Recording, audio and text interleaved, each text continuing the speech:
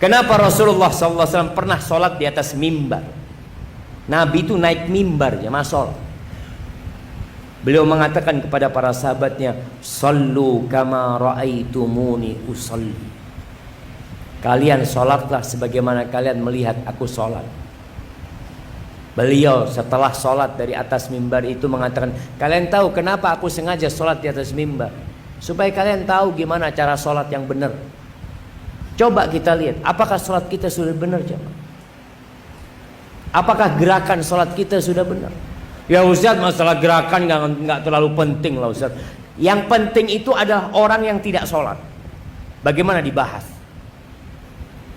Ucapan ini benar tapi kurang tepat. Karena ada orang sholat masuk neraka. Fawailul lil musallin alladzina hum an sholatihim sahun. Lalai dengan sholatnya.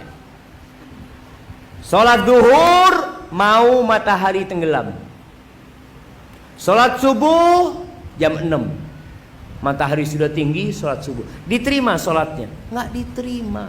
Walaupun ikhlas lillahi ta'ala. Syarat dan rukunnya harus dipenuhi. Orang mau sholat, subhanallah. Nih teman-teman yang sholat di atas kendaraan, pesawat, kereta, kapal laut, jangan bermudah-mudahan tayamum. Kalau ada air harus wudu. Kalau nggak ada air boleh tayamum. Karena engkau nanti sholat bertahun-tahun nggak diterima sholat. Kenapa? Ada air. Kemudian Rasul SAW ketika berhaji, beliau mengatakan kepada para sahabatnya, "Khudhu anni manasikakum." Kalian ambil dari aku tata cara ibadah haji kalian.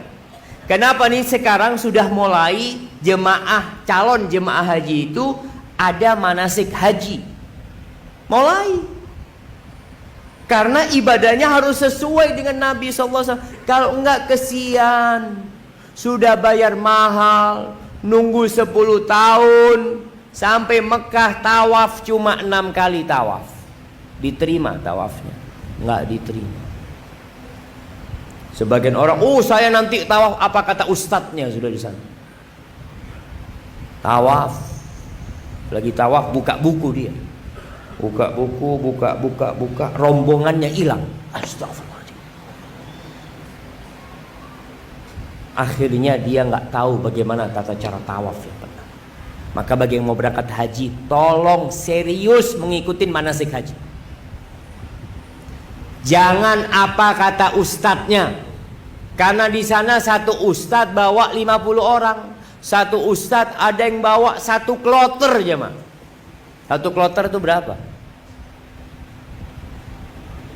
400 jamaah. Ustadznya 1.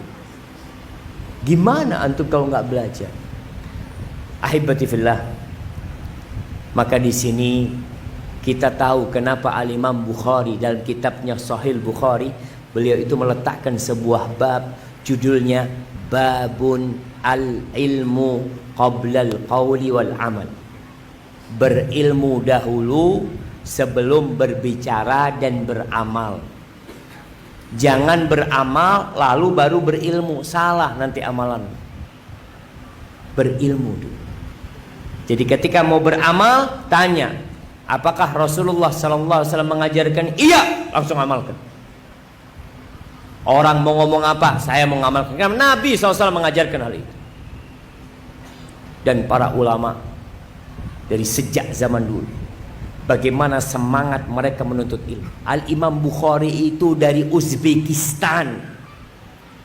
Bagaimana melakukan perjalanan panjang jamaah, mengambil 1 hadis, 2 hadis, 3 hadis, berangkat ke Baghdad, berangkat ke Mekah, berangkat ke Madinah. Sekarang kitabnya Imam Bukhari ada di tangan kita. Lalu kita nggak mau belajar. Kemana waktu kita? Kita luangkan jamaah. Rasulullah SAW mengatakan talabul ilmi faridatun ala kulli muslim. Menuntut ilmu itu kewajiban buat setiap muslim. Wajib jemaah. Kenapa? Karena ilmu ini yang membuat ibadah antum jadi sah, jadi bisa diterima. Kalau enggak, antum beramal sholat tanpa ilmu, bertahun-tahun sholat, sampai ada di beberapa daerah itu yang sholat taraweh 21 rakaat atau 23 rakaat hanya 7 menit. Nggak kepingin nyoba? Coba di masjid ini mungkin Ustaz bisa. 7 menit berapa rakaat? 21 rakaat jemaah. Itu sebagian orang ditanya, bagaimana Bapak sholat di sini? Alhamdulillah, senang saya sholat di sini.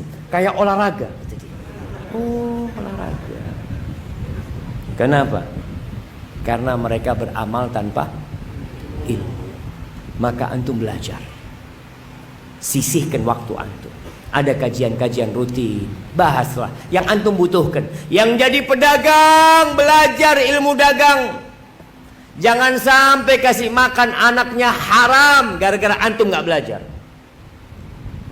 Kebanyakan kita itu berdagang hanya karena darah dagangnya mengalir dari ayah.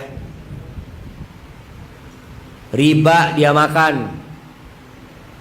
Kata dia, oh Ustaz, kalau nggak pakai bunga Ustaz, kalau nggak pakai bank ini nggak bisa punya rumah Ustaz, nggak bisa punya mobil Pak Ustaz, nggak bisa punya motor Pak Ustaz. Oh, kata siapa?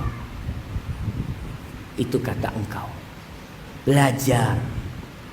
Allah Subhanahu wa Ta'ala kalau mau kasih kepada antum tinggal ngomong kun fayakun, jadi. Jangan sampai mempertuhankan sebab-sebab yang ada. Maka nasihat ana kepada semuanya, tolong belajar, dievaluasi ibadahnya. Yang pertama, ibadah sholat yang tiap hari, bentar lagi puasa, zakat, yang punya duit. Zakat itu bukan hasilnya saja. Sebagian orang zakat itu dari keuntungan. Zakat itu keuntungan plus modal usaha, barang dagangan yang masih belum laku pun itu ada zakatnya. Tiap tahun dikeluarkan zakatnya. Emas, uang ada zakatnya. Supaya ibadah kita diterima, tolong belajar. Allah memerintahkan kepada Nabi SAW untuk berdoa, meminta tambahan satu. Tambahan apa? Ilmu. Apa doanya? Wa qul rabbi zidni ilman. Ya Allah, tambahkan kepada aku ilmu. Itu doa Nabi Muhammad SAW.